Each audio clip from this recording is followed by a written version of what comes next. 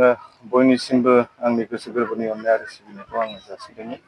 गमामायैनो दिनै आं आरो आंनि फेमिलि आरो बे ओनसोलनि थाखाय आङो सानो बे जोबोद गोजोनथाव खौरां बा जोंनि थाखाय जोबोद मोनसे मोजां दिन होननानै आं सानो।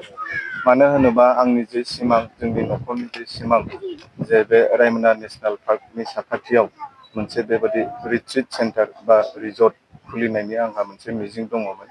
बिनि गुबै थांखिया बेनोमोन जे जोंनि बे ओनसोलाव गोबां जोंनि बे लाइमोनफोर दङ जायफोरानोखि दिल्ली, मुम्बाइ, हारियाना बेबायदि गोजान गोजान जायगायाव थांनानै खामानि मावहैयो। सोरबा गुजरातआव सोरबा बेबायदिनो हारियाना। दा आङो नाजादोंमोन जे आंबो माने बेबायदि जोंनि लाइमोनफोरखौ बोरै एंगेज खालामनानै जोंनि लकेलावनो जोंनि जायगायावनो बिथांमोननो मोनसे थांनानै थानायनि राहा लामाखौ होनो हायो। दिनै आङो बे रिट्रिट सेन्टारखौ खुलिनाय लगे लगे बेवहाय गोबां आदिबासिनिफ्राय दङ सासे नेपालि कमिउनिटि जोंनि जिहेथु बेवहाय गुबुन गुबुन कमिउनिटि दङ। नेपालि कमिउनिटिनिफ्रायबो दङ आरो बर'फोर गोबां दङ बेवहाय खामानि मावगोन। बेबायदि मिक्स कमिउनिटि बा जोंनि बे रायमना ओनसोलनि आरो गुबुन ओनसोलनिबो खमसे खम बेयाव 15-20 जन लाइमोनफ्रा बेयाव एंगेज जागोन। स' आङो सानो जे बिथांमोनखौ बेवहाय मोजाङैनो जुदि खामानि मावनो सुबिदा होयोबा बिथांमोनाबो गावसोरनि मावनायनि गेजेरजों गावनि न'खरखौ फोथांनो हागोन। आरो बे रिट्रिट सेन्टार बा बे रिजर्टआवहाय गोबां माखासे फेसिलिटिसफोरखौ दोननाय जादों। एक नाम्बार जे बेवहाय जिपसि साफारि खालामनो हागोन जाय बिथांमोना बेयाव फैगोन। बेवहाय थानायनि सुबिदा दङ।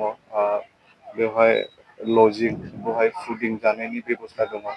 बेवहाय मोनबा कटेज दङ आरो बे latrine bathroom attach AC room दङ, नन एसि रुम दङ।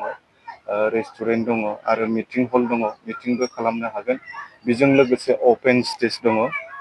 हाबा हुखा बा बेबायदि बार्थडे पार्टि, वेडिं सेरेमनि बा गथ'फोरनि बार्थडे बिदि गोबां माखासे प्रग्रामफोरखौ बेवहाय खालामनो थाखाय स्पेस दङ। आरो बिनि आन्दोआवनो गोबां बेबायदि जायहा आंखौ थुलुंगा होदों, जायहा आंखौ सापर्ट खालामदों। दिनैनि दिनाव आङो बिथांमोनखौ गोसो गोरबोनिफ्राय रोजा रोजा साबायखर बावो। आरो फंसे खोथाखौ आङो रायखांनो नागिरदों जे जोंनि मानगोनां बारग' MLA गसाइगावनि मानगोनां लेट माजेन्द्र नार्जारि सारनि फंबाय जे राजेन्द्र नार्जारि बिथाङा आंनो बे हाखौहाय दान होलांदोंमोन। आङो बिथां राजेन्द्र नार्जारि बिथाङा दासिमबो दङ। बिथांनि न'खर आरो लेट माजेन्द्र नार्जारिनि न'खर आङो बिथांमोनखौ गोसो गोरबोनिफ्राय आङो साबायखर बावो। मास मोनसेसो सिगां ससियेल मिडियायाव मोनसे निउस ओंखारदोंमोन। बेखौबो आं दिनैसो क्लियार खालामनो सानदों जे समनाथ नार्जारिया इलिगेलि माने एनक्रस खालामनानै रिजर्ट लुगासिनो दङ होननाय माखासे ससियेल मिडियायाव बेबायदि मोनसे बानसावनायखौ आङो नुदोंमोन। बियो नंखाय। बे हाया मानगोनां राजेन्द्र नार्जारि जोंनि लेट माजेन्द्र नार्जारिनि फंबाय जायानोखि BPFनि जानानै 15 बोसोर गसाइगाव MLA जाबोदोंमोन।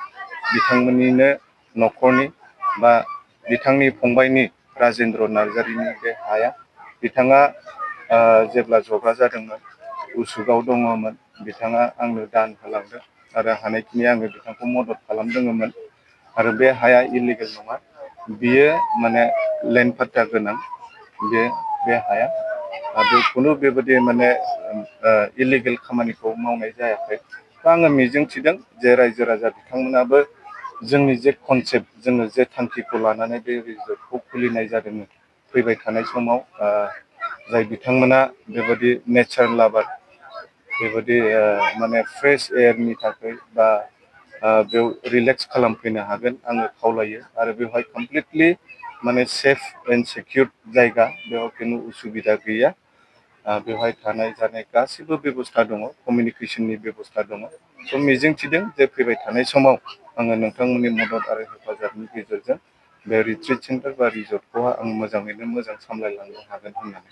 लकेसनखौ खोन्थाबावनोसै। लकेसना बेनो जोंना रायमना नेसनेल पार्कनि जे मेन गेट दङ बिनि एसे फैनानै SSB केम्प जोंना दङ। SSB केम्पनिफ्राय राइट साइडजों सानजा फागजों एसे 0.5 किल'मिटारसो फैयोबा नोंथांमोना नुगोन बेवहाय मोनबा कटेज आरो बेबायदिनो रेस्टुरेन्ट दङ। बेबायदि अपेन स्पेस दङ दा बेखौ लामानिफ्रायनो नुहुरखागोन आरो थेंक इउ बुकिं बेखौ आस्थिनो गासिबो सुबिदा थाजोबगोन अनलाइन बुकिं खालामनाय गासिबो सुबिदा थाजोबगोन